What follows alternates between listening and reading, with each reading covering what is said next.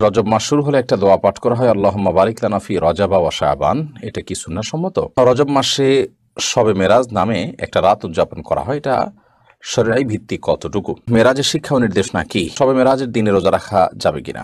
যারা আয়না বা জিনের মাধ্যমে রোগ নির্ণয় করে তাদের কাছে যাওয়া কি শিরক হবে? দোকানের রুজির বরকতের জন্য কি সূরা বা কোনো দোয়া লিখে ওয়ালমেটে টাঙিয়ে রাখা যাবে? আমার ৩টা মেয়ে সন্তান, ছেলে সন্তান, লাভের কোনো আমল আছে কিনা? স্বামীর জৈবিক চাহিদা পূরণ করতে স্ত্রী অক্ষম হলে স্ত্রীর করণীয় কি?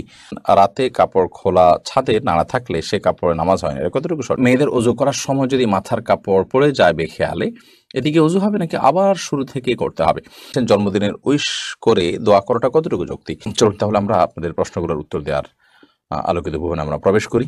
ফরহাদ আহমদ আপনি লিখেছেন, রজব মাস শুরু হলে একটা দোয়া পাঠ করা হয়, আল্লাহুম্মা বারিক লানা ফি রজাবা ওয়া শাবান। এটা কি সুন্নাহ সম্মত?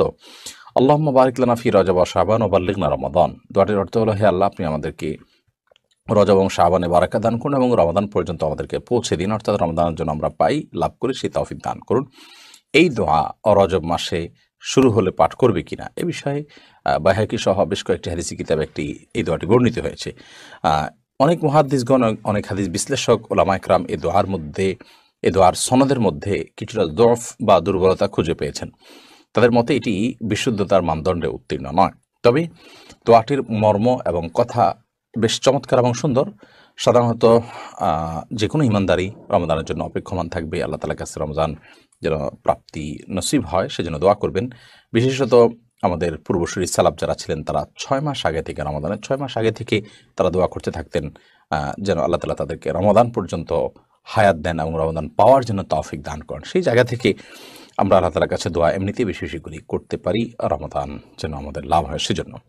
নজরুল ইসলাম আপনি লিখেছেন, রজব মাসে শবে মেরাজ নামে একটা রাত উদযাপন করা হয়। এটা শরীয়ী ভিত্তিক কতটুকু?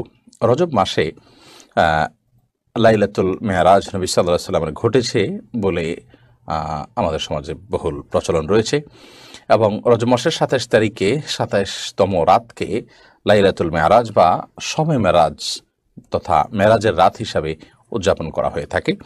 মূলত নবী করিম সাল্লাল্লাহু আলাইহি ওয়াসাল্লাম মেরাজ হয়েছে, ইসরা হয়েছে, এগুলো সত্য শুধু নয়, মহাসত্য। এবং এই মর্মে কোরআন কারিমেতে সূরা ইসরা বনী ইসরাঈলের শুরুতে আল্লাহ তাআলা ১৫ নম্বর পারা শুরুতে ইসরা সম্পর্কে আল্লাহ বলেছেন, রাত্রিকালীন ভ্রমণ আল্লাহ তাআলা করিয়েছেন তাকে অলৌকিকভাবে। আবার মেরাজের বিষয়ে নবী সাল্লাল্লাহু আলাইহি ওয়াসাল্লাম বহু হাদিস বর্ণিত হয়েছে যে আল্লাহ তাআলা তাকে ঊর্ধ্ব জগতে উঠে নিয়ে গেছেন এবং আল্লাহ তার সাথে সাক্ষাৎ হয়েছে, জান্নাত জাহান্নাম তিনি অবলোকন করেছেন, সিদরাতুল মুনতাহায় গিয়েছেন এবং বিভিন্ন নবীদের সাথে আসমানে রাসূলদের সাথে সাক্ষাৎ হয়েছে। তো এই বিষয়গুলো তো সুপ্রমাণিত এবং এগুলোকে অস্বীকার করবার, অবিশ্বাস করবার সুযোগ নেই।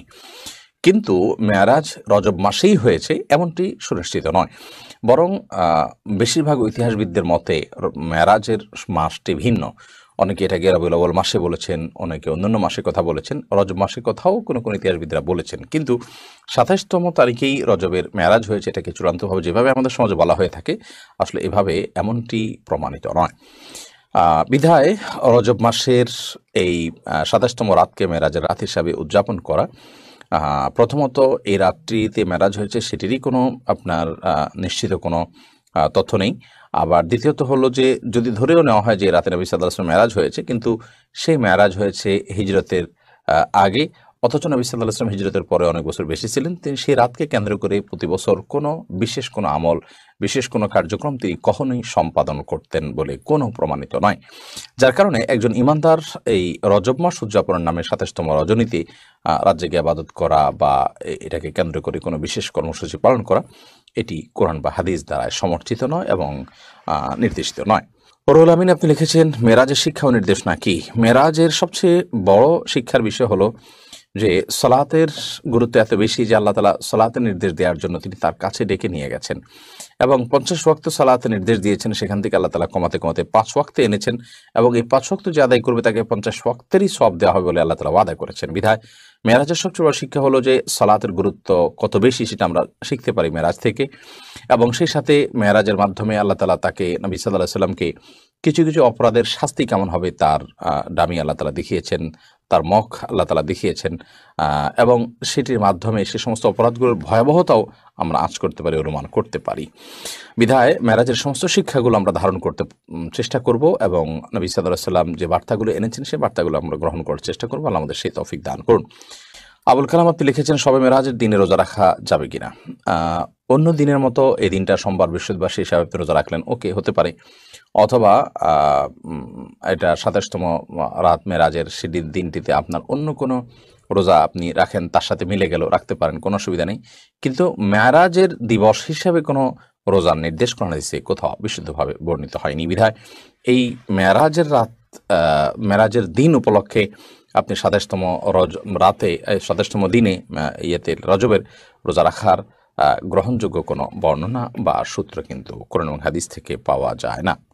রাকিবুল ইসলাম আপনি লিখেছেন যারা আয়না বা জিনের মাধ্যমে রোগ নির্ণয় করে তাদের কাছে যাওয়া কি শিরক হবে? খুব জটিল একটা জায়গা আসলে।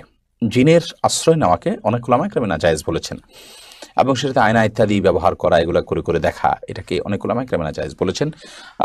মূলত বিভিন্ন আলামত থেকে আপনার ব্ল্যাক ম্যাজিক বা জিনের উপদ্রব এটি চিহ্নিত করে এরপর কোরআন কারীমের আয়াত, দোয়া ইত্যাদির মাধ্যমে, আজকার ইত্যাদির মাধ্যমে শেফা বা আরোগ্য লাভের বা ট্রিটমেন্টের আপনি উদ্যোগ গ্রহণ করবেন, সেটি হলো মূলত শরিয়া সম্মত পদ্ধতি। আয়েশ ফরহাদ আপনি লিখেছেন দোকানের রুজির বরকতের জন্য কি সূরা বা কোনো দোয়া লিখে ওয়ালমেটে টাঙিয়ে রাখা যাবে? দোকানের রুজি রুটি এবং বরকত লাভের জন্য আপনি আল্লাহ তাআলার কাছে বরকত লাভের যে আমলগুলো আছে তাকওয়া যদি অবলম্বন করে বান্দা, আল্লাহ বলেছেন লা ফাতাহা আলাইহিম বারাকাতুম মিনাস সামা, আসমান থেকে বরকতের সমস্ত দুয়ারগুলো খুলে দিবেন। অতএব বরকত লাভের জন্য যে আমলগুলো কোরআনে যে বলা আছে সেগুলো আপনি করবেন, বিসমিল্লাহ বলে শুরু করবেন, তারপরে পরে প্রতিষ্ঠিত থাকবেন ইত্যাদি ইত্যাদি, এই কাজগুলো করবেন। এছাড়া সূরা টাঙিয়ে দিলে বরকত হবে এমনটি মনে করার কোনো কারণ নেই, বরং এভাবে সূরা টানিয়ে দেওয়ার বিশেষ কোনো লক্ষ্য বা উদ্দেশ্য থাকে না, যেটা কেন টাঙিয়েছে এটা দেখে তো কেউ পড়তেও পারে না অনেক সময়, জাস্ট সৌন্দর্যের জন্য। অনেক উলামা ইকরাম ওয়ালমেট হিসেবে এভাবে সৌন্দর্যের জন্য টাঙিয়ে রাখাটাকে নিষেধ করেছেন, যে এটা কোরআনের অমান এবং অসম্মান। কোরআন আসলে আপনার বাসার সৌন্দর্যের জন্য ব্যবহৃত হবে, এটি কোরআনের সাথে যায় না, এটা অনেক উলামা ইকরাম বলেছেন, যদিও এর বিপরীত মতো আছে। বিধায় বরকত লাভ হবে এর কারণে সে উদ্দেশ্যে এটি করবেন না, বরং আল্লাহর কালাম, এটা দেখে আমার মনে হবে আমি তালাওয়াত করব, ওই আয়াতটা পড়বো, ওখানে শিক্ষাটা নেব, সেই উদ্দেশ্যে আপনি টাঙিয়ে রাখলেন, সেটা হতে পারে। বর্ষামণি আপনি লিখেছেন আমার 3টা মেয়ে সন্তান, ছেলে সন্তান, লাভের কোনো আমল আছে কিনা? আপনি রব্বি হাবলি মিনাস সলিহিন এই দোয়া পড়তে পারেন, রব্বি লা তাযারনি ফারদা ওয়া আনতা খায়রুল ওয়ারিসিন এই দোয়া পড়তে পারেন। এই সমস্ত দোয়ার মাধ্যমে আল্লাহ তাআলা আপনাকে নিঃসন্তান লাভ করার সুযোগ দিবেন ইনশাআল্লাহ বিইذنিল্লাহ। এরপরে সাবিহা জাহান লিখেছেন স্বামীর জৈবিক চাহিদা পূরণ করতে স্ত্রী অক্ষম হলে স্ত্রীর করণীয় কি? যদি স্ত্রী স্বামীর জৈবিক চাহিদা পূরণ করতে অক্ষম হন, তাহলে সেক্ষেত্রে স্বামীকে একাধিক বিয়ের ক্ষেত্রে তিনি সহযোগিতা করবেন, এবং স্বামীর চরিত্র হেফাজত করা একটা গুরুত্বপূর্ণ বিষয় এবং বিয়ের অন্যতম লক্ষ্য এটি। তো সে লক্ষ্য যদি পূরণে অপারগ হন তিনি, তাহলে সেক্ষেত্রে স্বামী গুনাহের দিকে যেতে পারেন, চরিত্র নষ্ট হতে পারে। সেই জায়গা থেকে স্বামীর জন্য দ্বিতীয় বা তৃতীয় স্ত্রীর ব্যবস্থা করা এবং সেটার জন্য মানসিক সম্মতি দেওয়া, তাকে সহযোগিতা করা, এটা কর্তব্যের অংশ। তাসলিমা খানম আপনি লিখেছেন রাতে কাপড় খোলা ছাদে নাড়া থাকলে সে কাপড়ে নামাজ হয় না, এটা কতটুকু সঠিক? না, এরকম কোনো কথা সঠিক নয়। যদি রাতে কাপড় খোলা ছাদে থাকে বা খোলা বারান্দায় থাকে, তাতে নামাজ হয়ে যাবে। নাপাক লাগলে সে নামাজ হবে না। এখানে নাপাক লেগেছে, তার কোনো প্রমাণ তো নেই, বিধায় এ ধরনের কথা বিশ্বাস করার কোনো কারণ নেই। সাইদা আক্তার আপনি লিখেছেন মেয়েদের ওযু করার সময় যদি মাথার কাপড় পড়ে যায় বেখেয়ালে, এদিকে ওযু হবে নাকি আবার শুরু থেকে করতে হবে? মেয়েদের মাথার কাপড় পরার কারণে ওযুর কোনো ক্ষতি হবে না, এবং ওযু অবস্থায় মাথা কাপড় থাকাও কোনো জরুরি বা আবশ্যক কোনো বিষয় নয়। বরং আমাদের মনে রাখতে হবে যে মেয়েদের ওযু করার সময় যখন তারা মুখ ধৌত করবেন, তখন তাদের তো চুলের গোড়া পর্যন্ত, কানের লুতি পর্যন্ত পৌঁছাতে গিয়ে কাপড় ভিজে যেতে পারে, তখন বরং মাথার কাপড় খোলাটা অযৌক্তিক নয়, বিশেষ করে যখন কোনো মাহরাম পুরুষ তাকে দেখার কোনো আশঙ্কা না থাকবে। আর দ্বিতীয়ত, যখন তারা মাথা মাসা করবেন, তখন যদিও মাথা কাপড় ফেলানো ছাড়া হাত ভিতর দিয়েও হতে পারে, তারপর অনেক সময় মাথা কাপড় ফেললে খুব ভালোভাবে মাসা করা যায়। বিধায় মাথার কাপড় ফেললে ওযুর কোনো ক্ষতি হবে না, এর কারণে ওযুতে কোনো ত্রুটিও তৈরি হবে না। মোহাম্মদ ফারুক আপনি লিখেছেন জন্মদিনের উইশ করে দোয়া করাটা কতটুকু যৌক্তিক? ইসলামী দৃষ্টিতে জন্ম দিবস উদযাপনেরই কোনো নির্দেশনা নেই, বরং এটি অগ্নিপূজকদের থেকে এসেছে এবং এটি তাদের পুজোর অংশ হিসেবে এসেছে। আমরা যদি আজকাল সেটাকে একটা কমন সংস্কৃতি বানিয়ে নিয়েছি, এবং এরপর এটা একসময় খ্রিস্টানরা এটা পালন করতো না, ধর্মীয় কারণে করতো না, কিন্তু দুঃখজনক যে খ্রিস্টানরাও এখন এটিকে তাদের ধর্মের কাজ মনে করে বা তাদের নিজস্ব কালচার মনে করে তারা এটাকে পালন করছে। তো যেখানে জন্মদিবস কেন্দ্রিক কোনো আনুষ্ঠানিকতা উদযাপনকে শরীয়ত আপনার ইয়ে করে না, সমর্থন করে না, সেখানে যেহেতু ভিন্ন জাতির অনুসরণ অনুকরণ হয় তাদের কালচারে, সেই হিসাবে শরীয়তের আলোকে এটি বরং বর্জন করার কথা। সেখানে সেটাকে উইশ করে দোয়া করাটা যৌক্তিক হতে পারে না।